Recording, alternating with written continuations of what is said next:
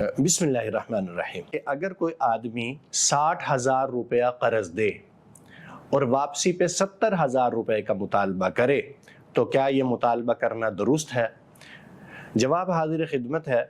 इसका जवाब, ये तो वाज़ेह सा सवाल है, वाज़ेह सा जवाब है कि ऐसा करना सूद है, क्योंकि कोई भी मुतय्यन रकम इजाफे के साथ लेना, आपने उधार दिया, उसके ऊपर कोई रकम आप मुतालबा करें और मज़ीद रकम उसके ऊपर मांगें, कुल्लु कर्ज़िन जर्रा नफ़अन फ़हुवा रिबा। यानी जिस कर्ज़ के ऊपर भी आप फ़ायदा उठाएंगे, मतलब ये है कि आपने 60,000 दिया, अब आप फ़ायदा उठा के 70,000 रुपये वापस लेना चाहते हैं, ऊपर 10,000 रुपया मज़ीद लेना चाहते हैं, ये फ़ायदा उठाना चाहते हैं, तो ये सूद है। और सूद जो है वो ज़ाहिर है हराम है, इसलिए ऐसा करना दुरुस्त नहीं है। जिसने 60,000 दिया उसके ज़िम्मे है कि वो 60,000 ही वापस ले। अगर वो 70,000 का मुतालबा करेगा तो उसके लिए जायज़ नहीं है।